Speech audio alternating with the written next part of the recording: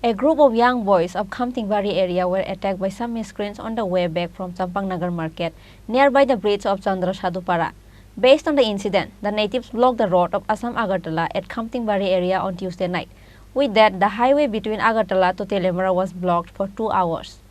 On Tuesday night, on the way back from the Champangnagar market, nearby the bridge of Tripura, a group of young boys of Khamtingbari area were attacked by some of the miscreants, as reported. Based on the incident, the natives blocked the road of Assam-Agartala at Khamtingbari area on Tuesday night. With that, the highway between Agartala to Tripura was blocked for 2 hours. Tripura police immediately arrived at the spot with the initiatives of SDPO Prosun Kanti Tripura after the information was reported. Likewise, Jirania SDPO Himadri Das also reached at the location along with Jirania police. The groups of young boys who were attacked by the miscreants states about the incident to the reporters.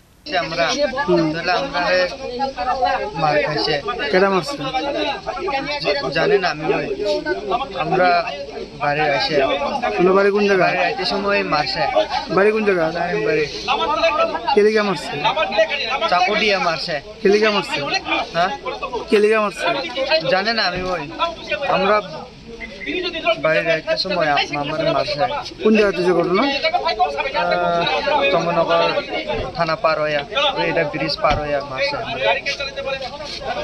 এইখানে তুমি পথবোধ করছো এলাকা পথবোধ করছো এটা এলাকা পথবোধ করছো আছে পাঁচজন হইব পাঁচজন আছে হ্যাঁ আরো মারছে আরো তিনজন আয়া মারছে তাহলে আরো বাইক দিয়ে আয়া লোক তাহলে মারিয়া বাইকে গেছে থানার পুলিশ থানা গেছে আরো এদিকে যায় মারে. After the incident, police had a conversation for hours with the natives who blocked the road and also with the young boys who were attacked. However, the natives were not willing to withdraw the roadblock. Finally, police convinced them, saying all the miscreants will be punished under the law, and the roadblock was withdrawn. চম্পনগরে খামতিংবাড়ি থেকে হাতাইকত্তর খামতিংবাড়ি থেকে কিছু যুবক চম্পনগরে গিয়েছিল, তাদের উপর নাকি ওখানের দুষ্কৃতিকারীরা আক্রমণ করেছিল। তো সেই পরিপ্রেক্ষিতে ওরা চম্পনগর আউটপোস্টে কমপ্লেন লজ করার জন্য গিয়েছিল, কিন্তু সেখানেও নাকি রাস্তা আটক করে তাদেরকে মারধর করা হয়েছে।